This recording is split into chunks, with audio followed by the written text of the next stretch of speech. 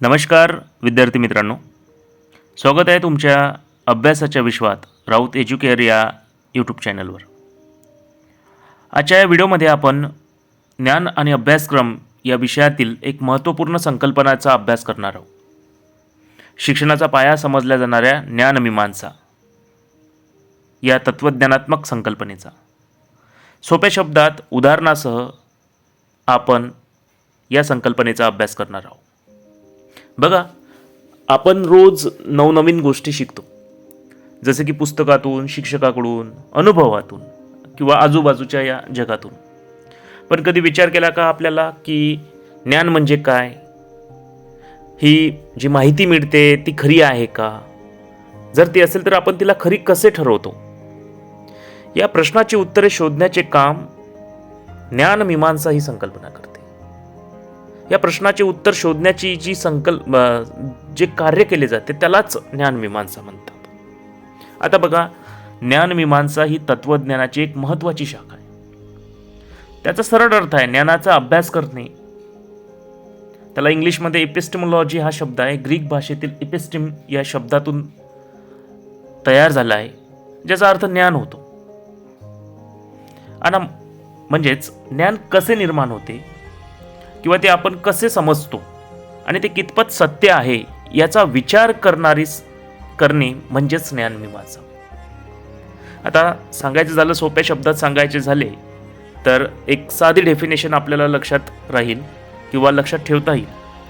ज्ञानाचे स्वरूप, ज्ञानाचे स्रोत, ज्ञानाची सत्यता आणि ज्ञानाची मर्यादा याचा अभ्यास म्हणजे ज्ञानमीमांसा होय.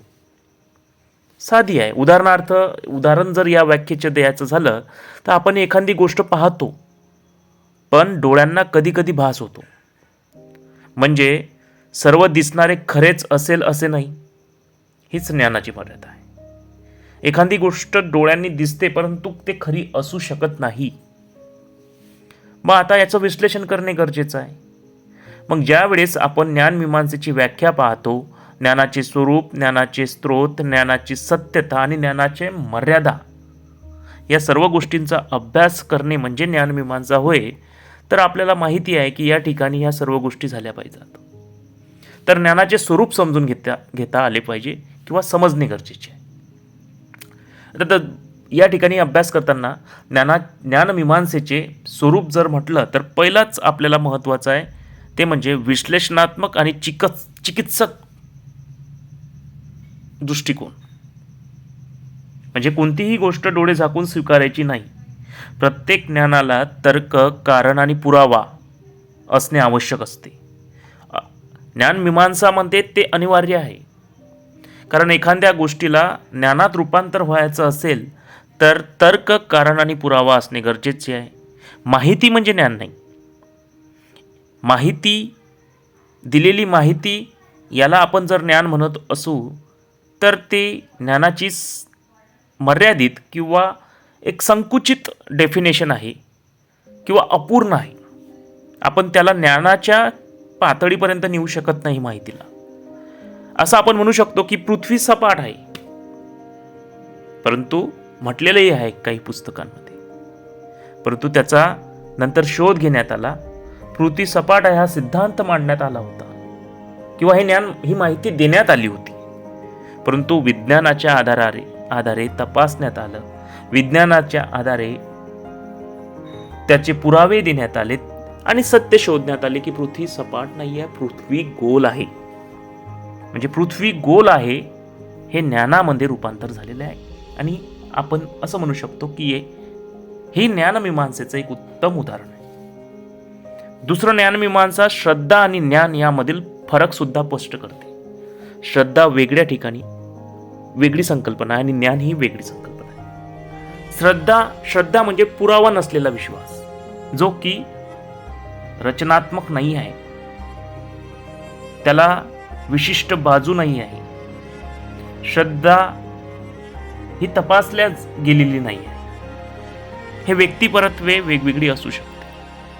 म्हणून आपण श्रद्धेला सुद्धा ज्ञानाच्या जवळ नेऊ शकत नाही. तर ज्ञान म्हणजे तर्कार आणि सत्यावर आधारित गोष्ट, ज्याचं निश्चित स्वरूप आहे, निश्चित मांडणी आहे, प्रमाण आहे.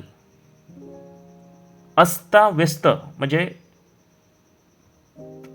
पसारा शब्द आपल्याला माहीत असेल मराठीमध्ये. ज्ञानामध्ये पसाऱ्याला स्थान नाही आहे. सुव्यवस्थितपणा, शास्त्रीय शुद्धपणा या ठिकाणी अपेक्षित आहे. म्हणजे आपल्याला ज्ञान मिळवण्याचे सुद्धा स्रोत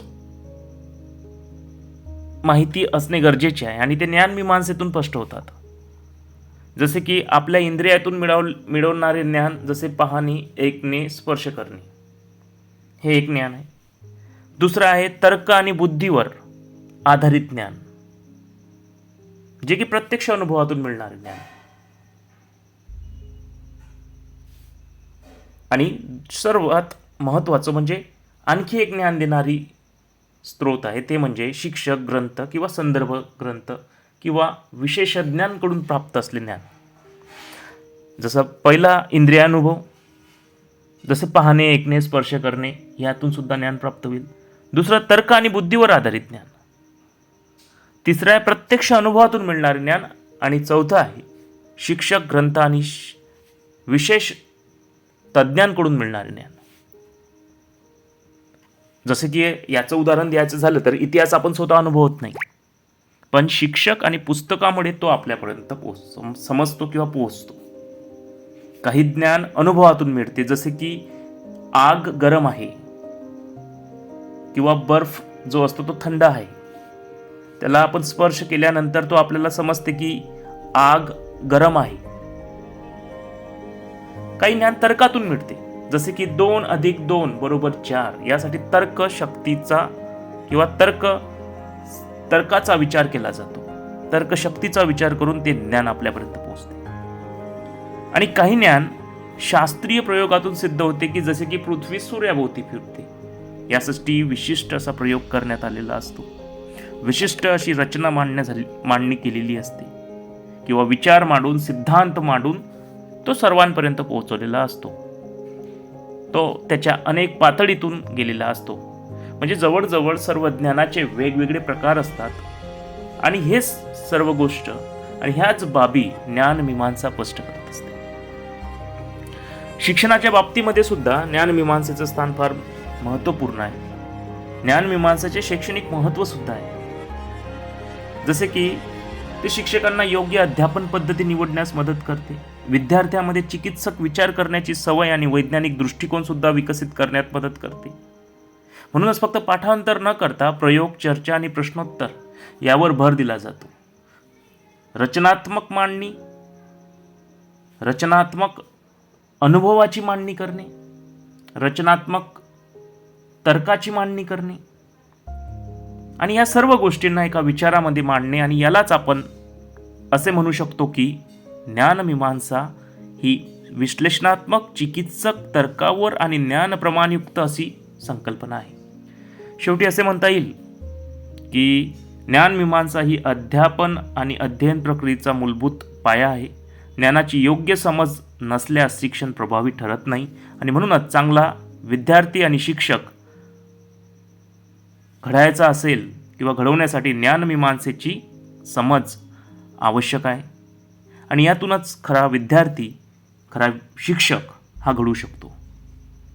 जर हा व्हिडिओ उपयुक्त वाटला असेल तर लाईक करा, राऊत एज्युकेअर चॅनलला सबस्क्राईब करा आणि हा व्हिडिओ तुमच्या मित्रापर्यंत सुद्धा पोहोचवा. पुन्हा भेटूया अशाच सोप्या, अभ्यासपूर्ण आणि परीक्षाभिमुख विषयासह. तोपर्यंत शिकत राहा, विचार करत राहा. धन्यवाद.